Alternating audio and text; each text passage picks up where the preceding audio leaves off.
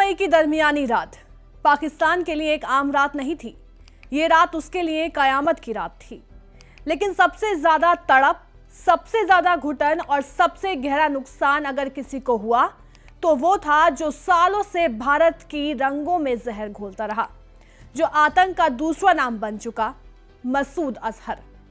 एक वो शख्स जिसने इस्लाम के नाम पर इंसानियत की लाशें बिछाई, जिसने मजहब के चोलों में अधर्म को परोसा, जिसने सैकड़ों नौजवानों को जन्नत का झांसा देकर जहन्नुम की राह पर धकेल दिया। लेकिन कहते हैं ना, कभी कभी कयामत मौत के बाद नहीं, जिंदा रहते आ जाती है। और मसूद अजहर के लिए यही कयामत 25 मिनट में भारत की वायुसेना ने बहावलपुर में उतार दी। जो बच्चा हेडमास्टर का बेटा था। अब सवाल यह है कि कौन है मसूद अजहर और कैसे एक हेडमास्टर का बेटा इतना बड़ा आतंक का सौदागर बन गया। 1968 में बहावलपुर में जन्मा मसूद एक सरकारी स्कूल के हेडमास्टर का बेटा था। माँ बाप ने इसे अच्छे भविष्य के लिए कराची के बिनौरी मस्जिद मदरसे में भेजा।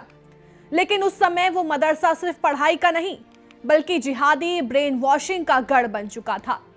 वहीं से मसूद का ब्रेन वॉश शुरू हुआ। वो बांग्लादेश, सूडान, सऊदी अरब जैसे देशों के कट्टरपंथी लड़कों के साथ मिला और एक आतंकी विचारधारा में पक्का हो गया। धीरे धीरे वो कट्टरपंथी संगठन की पत्रिकाएं चलाने लगा, ट्रेनिंग लेने लगा और हिजबुल मुजाहिदीन से जुड़ गया। आगे चलकर उसने हरकतुल अंसार नाम का संगठन बनाया और इसके जरिए कश्मीर को टारगेट करना शुरू कर दिया। 1994 की गिरफ्तारी और 1999 की रिहाई। जनवरी 1994 में मसूद अजहर भारत में गिरफ्तार हुआ, लेकिन जेल के भीतर भी उसका जहरीला दिमाग काम करता रहा।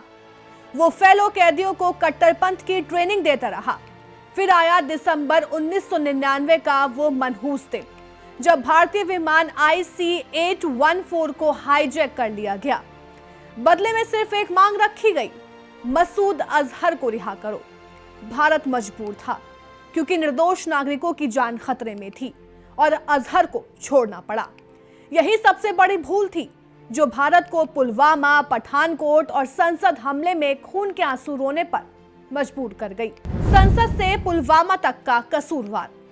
1999 में रिहाई के बाद मसूद अजहर ने जैश-ए-मोहम्मद बनाया और आतंक के नए अध्याय की शुरुआत की।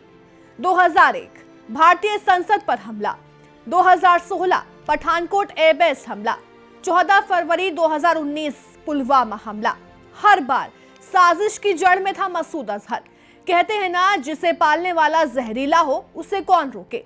मसूद को हमेशा पाकिस्तान की सेना, सरकार और ISI का समर्थन मिला। UN में भारत ने कई बार मसूद को अंतर्राष्ट्रीय आतंकी घोषित करने की भी कोशिश की, लेकिन अब कहानी पलट चुकी है। 2025 की मई में भारत ने बिना शोर किए, बिना मीडिया शेखी के सीधा वार किया। पाकिस्तान में घुसकर उसकी जमीन पर बैठा वो शख्स जो सालों से कश्मीर में आग लगवा रहा था, उसे जिंदा रहते कयामत दिखा दी गई। आज मसूद अजहर छुपा हुआ है, टूट चुका है, उसका नेटवर्क टुकड़ों में बिखर चुका है। और अगर वो जिंदा भी है तो वो अब एक डरते हुए जानवर की तरह किसी कोने में दुबका बैठा है।